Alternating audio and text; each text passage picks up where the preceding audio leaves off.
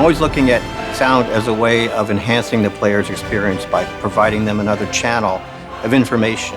And the more the player understands about what's happening in the game, the more they're going to be able to plan for the future and kind of live in that future time, anticipating just one more turn.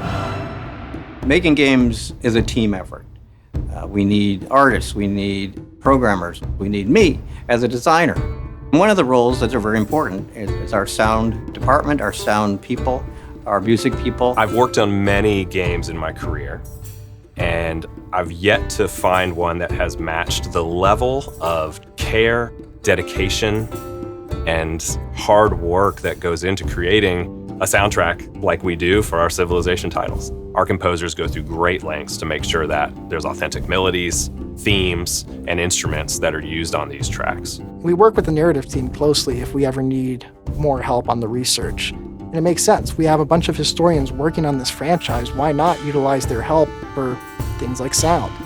When I'm working on a new Civ theme for one of the in-game civilizations, the first process is just immersion. Get immersed in what that music is, what those instruments are, the playing techniques, the sounds, how the music's been transmitted over time.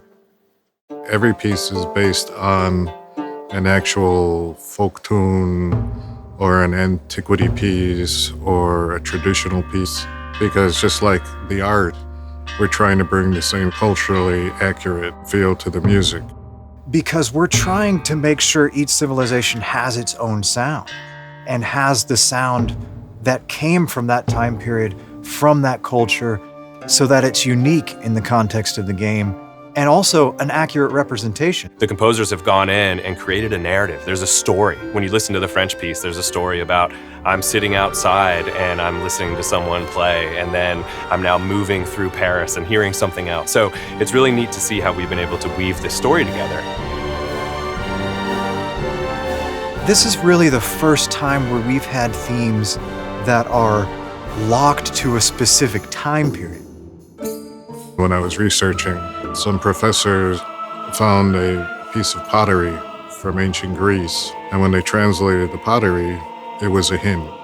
And then some musicologists took a look at it and said, well, they're not all just words. There's other markings there too, and they figured out that they were pitches and durations. So in Civ, for ancient Greece, there's actually an ancient Greek tune playing in the soundtrack. One of the reasons that authenticity is important in Civ music is that people enjoy learning, whether it's learning about great leaders or great civilizations or authentic music, giving the player this idea that after they played the game, they're a little smarter than when they started is core to Civ. You should be learning something, even if it's just by osmosis. And that's why it's important that it's authentic and accurate as much as we can make it. It really has to be specific to the performers. Working with indigenous groups, First Nation groups, is a very sensitive thing. And I try to approach this very carefully. So a big part of that is listening to them. What do they want their sound to be? It's not just me going to performers and saying, can you record this part? It's me going to performers and saying, we have a certain musical tradition that we'd love to have people hear and learn about through this game. My job is not to write parts for them. My job is to hear their songs, to arrange them or piece them together in a way that makes sense for a Civ theme in the game. If we can come together and share all our knowledge to really craft the type of civilization experience you're expecting to have, and that's still authentic to what that culture might have been like, that's when we know we've done something right. So then the next step of that process is try to find a collaborator, an ensemble, a musician to work with. And the Grammy goes to Christopher Tin for Baba Yetu. This win is actually sort of historic because this song was written for a video game. And this is the first time the piece of video game music has won a Grammy. I imagine it can be a little difficult to keep creating such iconic tracks. How do you keep doing that over the years, and how difficult is that? It's no exaggeration to say that, the work that I did on the Civ franchise really put me on the map as a composer. First with Civ IV and the piece I wrote for that, Baba Yetu, but then Civ VI and now Civ VII. People say Baba Yetu or Sonia de Volare are sort of like these anthems to humanity. Well, that's because Civ, in a way, is an anthem to humanity. And, the way that I actually approach writing these themes is often I look into the game itself and I say, what is this game telling me right now? Finding something, some excerpt from some great work of literature that really screams to me and says, this is what this game is about. And so we found quotes from Beowulf, and we found something from the Popol Vuh, and then we found something from the Ramayana. And they're all sort of related in a way to this idea of do something with your life, leave your mark in history. And we decided to set all those texts within the context of the main theme, and that was pretty challenging to do. It's unlike my other Civ themes in a way, but I'm proud of the whole process of birthing it.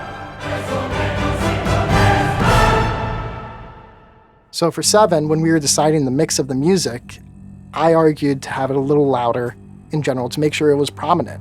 We still have sliders where you can turn down the music if you're more of a sound design fan, but I really think the music is a staple of Civilization, and it's truly the main thing that tells you in gameplay what civilization you're playing as. We're trying to make it as real for you as possible. It was a lot of work, but it was fun. A lot of the music has a pretty big dynamic range in terms of when the performers are playing quieter sections versus all the instruments playing really loudly. And so the soundtrack release and the vinyl release will have that full dynamic range of the performance. The biggest reason why we made the soundtrack for Civilization VII on vinyl was so people can, enjoy it in their own home. And if you think about what better way to enjoy something that has stood the test of time than vinyl records? You can't fully experience a computer game without sound.